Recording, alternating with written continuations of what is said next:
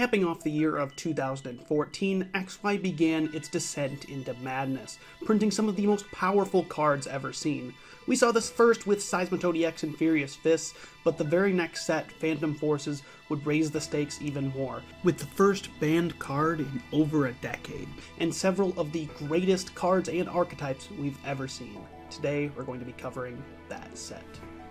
Lysander's Trump card was an initially well-intentioned card, but got out of control quickly. The card says that each player shuffles all cards in his or her discard pile into their deck except for Lysander's Trump card. Well, this sounds absurd to modern fans. If you can think back to this time, this was before the prominence of very turbo items and turbo draw cards, at least most of them. However, this was still a toxic card, as you could reuse items every single turn and then put them back into the deck to be spammed next turn. The power of Lysander's Trump card would ultimately culminate at 2015 Nationals. Before US Nationals, the card would have to be banned, due to a new card, Shaman EX, being printed. Shaman EX would allow you to draw through your entire deck effortlessly on the first turn of the game, and then do so turn after turn after turn with cards to pick up and reuse Shaman's setup ability. Shaman is one of the most powerful cards ever printed, and you can argue that maybe Shaman should have been banned, but instead, Pokemon decided to axe the Lysander's Trump card from standard format, meaning that there was no more Trump card, no more never decking out, and Stall finally saw a resurgence. I feel like it's important to talk about the three most important cards in Phantom Forces before we get to the Pokemon themselves, since these cards define the eras that they were a part of. One of those was Lysander's Trump card, another is VS Seeker. VS Seeker puts a supporter card from your discard pile into your hand. Now, Pokemon probably didn't think too much of VS Seeker when it was initially reprinted. It had been printed twice, once in the EX era and once in the Platinum era, and it hadn't been that problematic. In fact, in the Platinum era, it didn't see that much play at all. It was just an occasional tech. However, this Versus Seeker would go on to be one of the strongest cards ever printed. Part of that was the modern era, where supporter cards were much stronger. Cards like Professor Sycamore, which acted as Professor's Research, discarding your hand and drawing 7 cards, and the Lysander supporter card, which was just like Boss's Orders, allowing you to bring up any Pokemon you want to the active. These, plus many other supporters, made Versus Seeker a toolbox card in almost every single deck from the time it was printed till the time it rotated in 3 to 4 copies. The only decks that did not play it were item lock decks, and sometimes even item lock decks played Versus Seeker. It allowed you to reuse any supporter, meaning you could toolbox your deck out with one of supporters for any situation, and it made it very hard to brick your opponent off of hand disruption cards. Versus Seeker would also be part of why Lysander's Trump card, the card we previously talked about, was problematic. As you can recall, Lysander's Trump card did not recover any Lysander's Trump card into the deck, meaning that you could theoretically run out of Lysander's Trump card by the end of the game. However, Versus Seeker would put back Lysander's Trump card, so you could infinitely reuse the strategy and always have another Lysander's Trump card to reuse the next turn. Versus Seeker was key for every single X and Y format and the early Sun and Moon formats. It's one of the best cards of the XY era, and possibly one of the best cards of all time. Battle Compressor is another one of the best cards of all time, this time taking the form of a disruptive item to your own deck. Battle Compressor says, search your deck for up to 3 cards and discard them, and then shuffle your deck. This allowed you to quickly get rid of cards that you didn't want in your deck. However, to people outside of playing the game of Pokemon, why would you want to get rid of cards from your deck? This would go to the many strategies that revolved around having cards in the discard pile. Also, think back to Versus Seeker, which could grab any supporter card from the discard pile. It also goes into one of the strategies in this set that we'll be talking about. Throughout the entire time Battle Compressor was legal, and following that into the expanded format, it was one of the best item cards in those formats, since it powered up many strategies that relied on discarding cards. Even nowadays in the expanded format, it's still seen in multiple of the best decks. Decks like Lugia V-Star are a menace in expanded because they can discard all of their Archeops that need to be in the discard pile easily and on turn 1. Decks like Regidrago V-Star are also similarly broken and expanded, not only due to its increased access to Dragon Pokemon, but also because of Battle Compressor to discard the Pokemon. And you haven't seen anything yet, because we're going to talk about Battle Compressor's best friend next.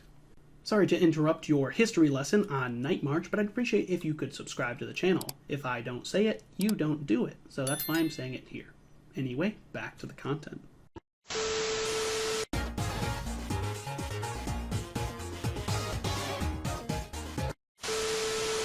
When you think about the XY era, chances are you might be thinking about Night March, one of the most dominant deck archetypes ever printed in the game. The Night March archetype was based around using Night March attack with mainly Joltik and Pumpkaboo, which did 20 damage times the number of Pokemon in your discard pile that have the Night March attack. This paired great with the previously mentioned Battle Compressor, which would quickly discard all of your Pokemon from the deck. It was incredibly good throughout the later parts of the 2015 season, all the way to 2016, and further beyond into the expanded format. It cannot be understated how powerful Night March was, very capable of hitting 160, 180, or more on the very first turn of the game if they draw right. This was one of the most dominant deck archetypes ever printed, ever seen in the game. One of the biggest changes made by Phantom Forces was the introduction of the Spirit Links. Spirit Links were tool cards that you could attach to a Pokemon EX, and when they Mega Evolved, they would not have their turn ended. Because the Spirit Links were all tied to individual Mega Pokemon, this made it hard to use Mega Pokemon in a deck together. However, it vastly improved the playability of Mega Pokemon, which were previously more on the sidelines of the meta. In this set, we would see a couple of Pokemon EX that would use these Spirit Links. Manectric EX is one of them, which was not only good for being its EX that would evolve to a Mega, but also because it had good attacks in its own right. Overrun was a decent damaging attack that did 20 and 20 to one of your opponent's bench Pokemon, keep in mind the low HP of the Joltik from Night March we just talked about, and Assault Laser would do 60 plus 60 if the opponent's active had a tool card attached. Manectric was such a good attacker in its own right that it saw play by itself when paired with other basic attackers like Seismitoad EX in the 2015 season. But let's be honest, the real excitement of using Manectric was so you could Mega Evolve it into Mega Manectric, with a beastly 210 HP and an incredible Turbo Bolt attack, which did 110 and accelerated 2 basic energy cards from the discard pile to one of your benched Pokemon. With free retreat, healing cards like Max Potion and Rough Seas, and separate attackers, Manectric was able to constantly heal off damage, while also powering up almost whatever it wanted to attack in the background, just in case it wasn't the best answer in this scenario. Manectric saw tons of success during the 2015 and 2016 season, being arguably the best Mega Pokemon from X and Y. One of the ways to play Manectric was with the Bat line, which saw play in tons of decks. Starting off, we have Golbat with its Sneaky Bite, which puts 2 damage counters on one of your opponent's Pokemon when you evolve it from Zubat. This was a great way to weaken opponent's Pokemon, and you'll notice that the Night March Pokemon all have pretty low HP, so you could also take KOs on them with that. It also has the useful Swoop Across attack, which did 10 to each of your opponent's Pokemon, which is a solid way to spread damage if you didn't have something better to do. With Free Retreat, though, you could also pivot it to the bench to whatever attacker you'd want. The Golbat would later evolve to Crobat with a HP buff, which was nice, but also mainly here for Surprise Bite, which put another 3 damage counters when you evolved into Crobat from Golbat. Using this line, you could stack an extra 5 damage counters on your opponent's Pokemon, and with the card Super Scoop Up, this could be reused over and over to repeatedly damage your opponent's board and buff your attacks. Crobat also had the Skill Dive attack for 30 snipe, which definitely takes some KOs in some scenarios. The Bat line, as I'm just going to call it, was super good throughout the X and Y era, seeing tons of success with the previously mentioned Seismitoad EX and Mega Manectric EX, but also just seeing play with pretty much anything that needed a damage buff or to set up attacks. There really was nothing quite like the Bat line in X and Y, and it saw tons of use throughout the entire era until it rotated the Crobat in 2016. When I made this video, I almost forgot about this very cool Yanmega, but it definitely saw some use for its Surprise Strike, which, if it was on the bench and became your active Pokemon this turn, did 50 plus 50 more damage for 100 total. You'll notice that the Yanmega has a very nice colorless attack cost, which worked perfectly in tandem with Mega Manectric. Mega Manectric would be able to power up this with any energy it had in the discard pile, and then Yanmega could come in for free with Manectric's Free Retreat to use Surprise Strike. This worked great as it allowed you to counter Seismitoad EX, which was weak to Grass. With Surprise Strike doing 100 damage and 200 with weakness, you'd take a 1-hit KO on Seismitoad, and also it's just a generically decent attacker anytime you want to attack with something that's a single prizer instead of attacking with your Mega Manectric. Yanmega was so good that it saw top 32 usage at the 2015 World Championship, as I said, paired with Mega Manectric.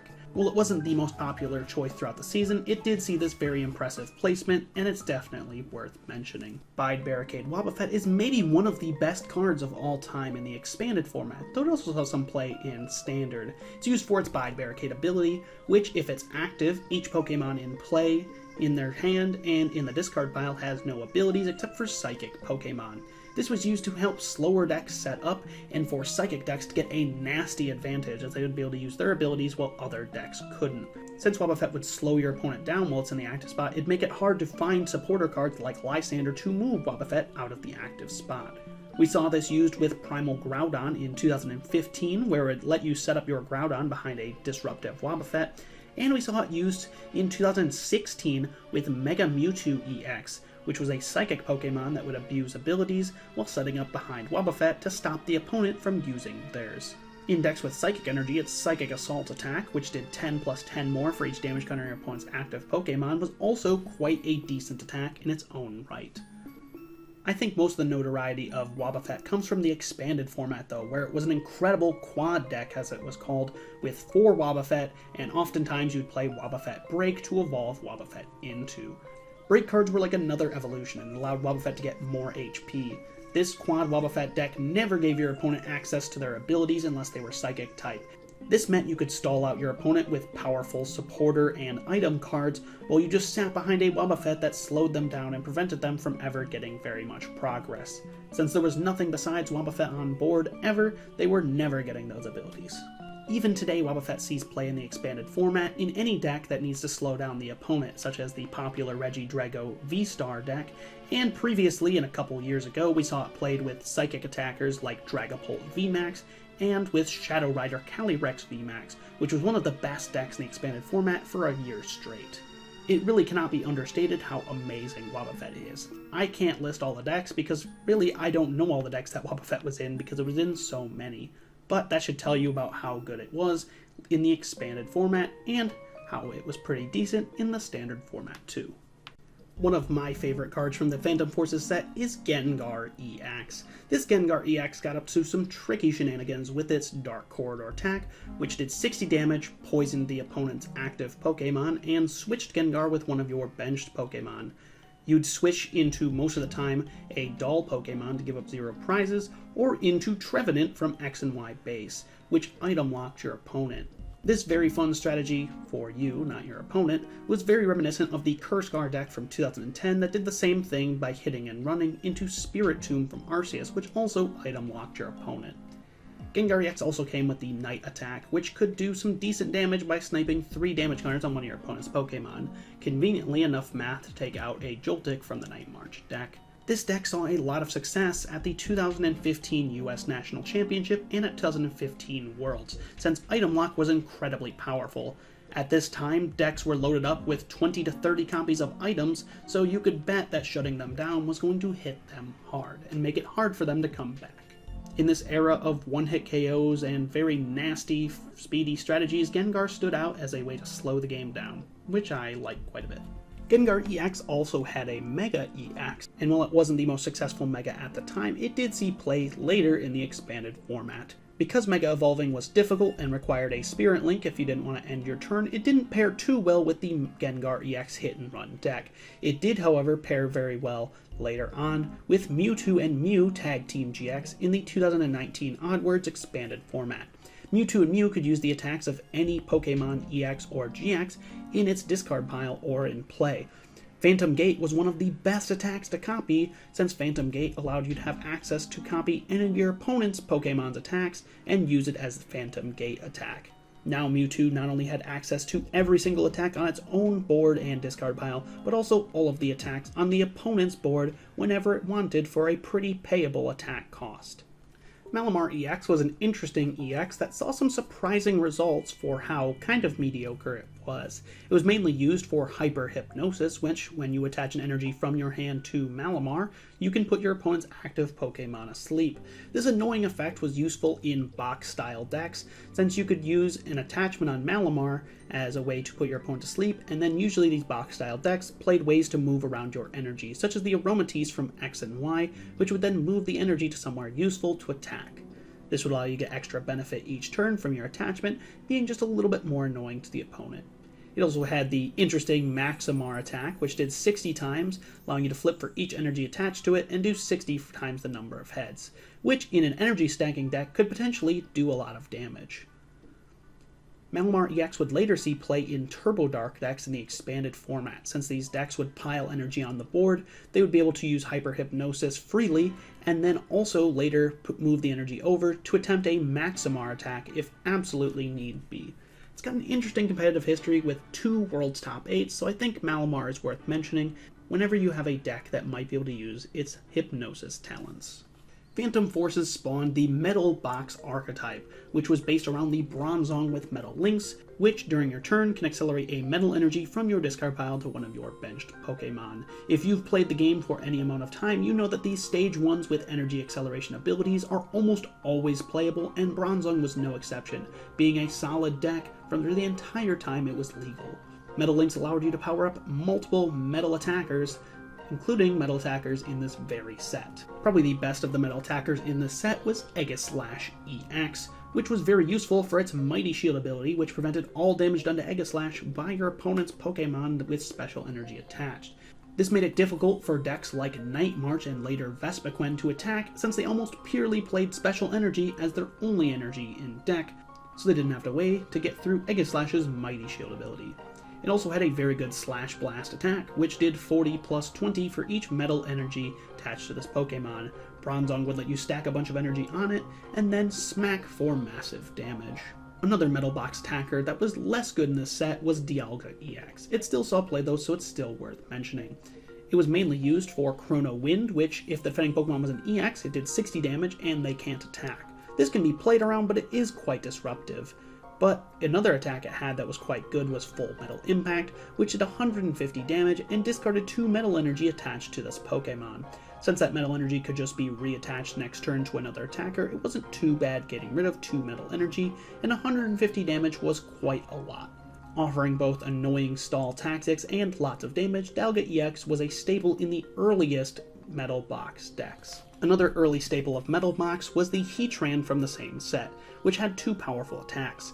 Steel Drop would do 40 and 40 more if there's a Stadium card in play, doing solid damage with the Stadium that we'll talk about in a minute, and the Steam Blast attack, which do 130 damage and discard an energy attached to Heatran. This was a really good damage output with not that much of a drawback, considering you could one-hit KO other single prize attackers at the time, like Yveltal. What Stadium were we putting into play? Well, good thing that Phantom Forces had the answer with Steel Shelter, which prevented all special conditions being done to metal Pokemon in play, both yours and your opponent's. This was very relevant at the time, as Hypnotoxic Laser was still legal in the format. Hypnotoxic Laser poisoned the opponent and had a chance to put them to sleep, and would be devastating for setting up Seismitoad lock strategies that were difficult to answer. Steel Shelter had the good answer to that, preventing the special conditions and making it much easier to beat decks reliant on Hypnotoxic Laser, which were many. Throughout time, the attackers in the Metal Box deck would change, but Bronzong was always a constant. Aegislash was also pretty good throughout the entire time, so it's worth playing him, but we'd also see attackers like Bronzong Break and Genesect EX, and Magearna EX explored in the 2016 season, but they're not from this set. It's worth mentioning though that this set started off one of the consistent playstyles seen throughout most of the X and Y era. Florges EX was one of the less notable EXs from the set, but was still useful, mainly for its Bright Garden attack, which did 20 times the amount of Fairy and Grass Pokemon you had in play.